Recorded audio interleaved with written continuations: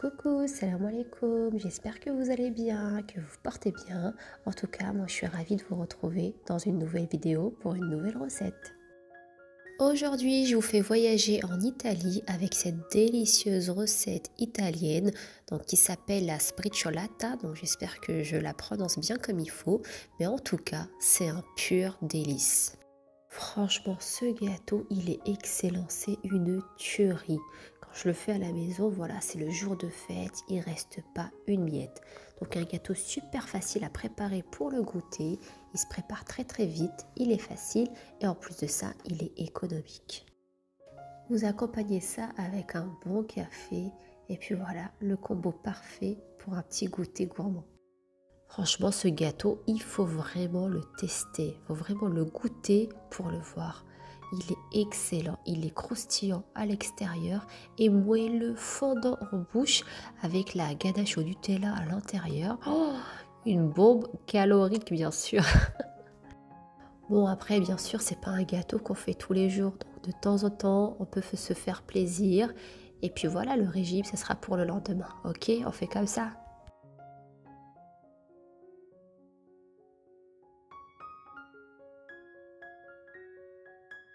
Allez, go, c'est parti pour la recette. Donc, on va commencer dans un premier temps, dans un récipient, par mélanger le fromage Philadelphia.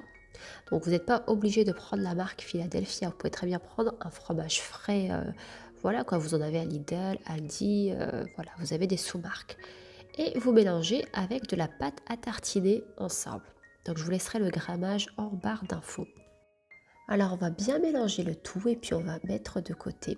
Alors vous pouvez très bien aussi mettre juste de la pâte à tartiner dans le gâteau. Donc pas obligé de faire cette ganache avec le fromage type Philadelphia.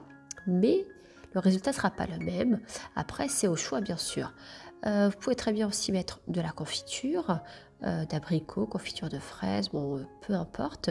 Vous pouvez très bien aussi mettre du caramel beurre salé bien sûr.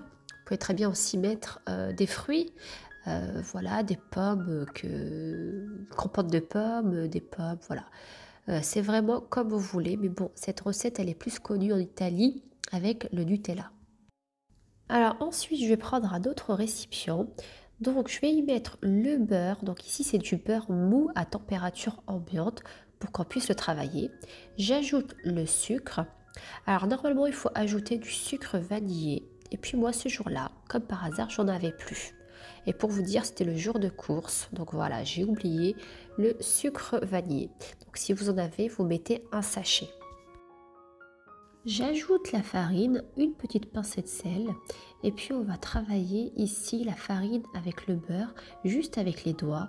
En fait, juste avec les doigts, histoire d'obtenir une pâte sablée, un sablage. Vraiment, c'est vraiment avec les doigts. Là, je mets vraiment mes deux mains et je travaille ça juste avec les doigts. C'est comme quand on fait une pâte sablée, donc vraiment obtenir cette texture de sable, comme on peut le voir sur la vidéo. Ensuite, je vais ajouter la levure chimique. Donc là, j'ai un demi-sachet. Donc vous mettez, moi mon sachet fait 16 grammes, donc vous mettez 8 grammes. Je vous laisserai bien sûr le dosage en barre d'infos. Et je vais ajouter à cela 2 œufs pour ramasser la pâte.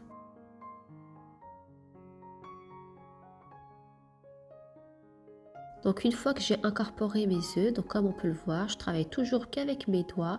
Donc j'essaie de ramasser la pâte sans trop la pétrir, juste avec les doigts, jusqu'à ce que j'obtienne une pâte voilà, qui se ramasse, qui est consistante.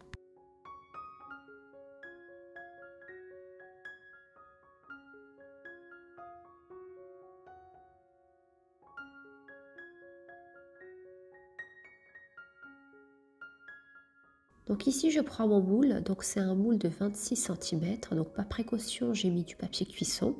Et puis je vais verser la moitié donc de ma pâte sablée là, que je vais verser comme on peut voir sur la vidéo. Et puis je vais l'aplatir pour donner forme à ma tarte.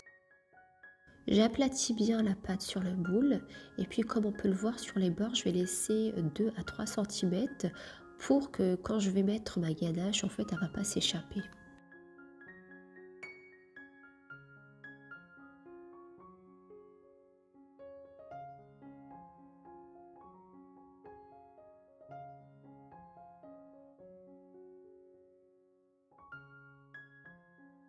Je verse par-dessus ma ganache que je vais bien étaler avec une cuillère. Comme je le disais en début de vidéo, donc je vais me répéter, vous pouvez très bien remplacer puis mettre juste du Nutella. Donc des fois, on n'a pas forcément du fromage Philadelphia à la maison. Il n'y a que de la pâte à tartiner, bah, vous faites juste avec ça et le résultat, il est aussi excellent. Ou bien tout simplement juste avec de la confiture, c'est une tuerie aussi. Après, bien sûr, à vous voilà, et votre imagination, vous pouvez très bien faire des portions individuelles. Ça fait super joli dans les moules à muffins. Donc ça fait super beau, je l'ai déjà fait et franchement le résultat il est excellent. Donc ensuite je vais recouvrir par le restant de pâte. Donc comme on peut voir là, la pâte elle est sablée, donc je couvre bien tout le chocolat.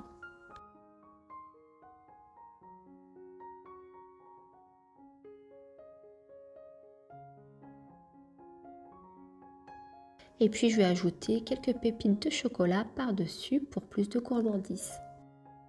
Je préchauffe mon four à 160 degrés et puis on va enfourner ça pour à peu près une trentaine de minutes.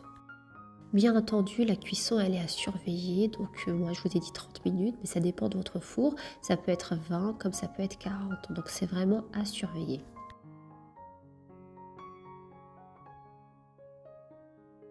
Voilà, mon gâteau est cuit, donc je vais bien le laisser refroidir avant de le démouler.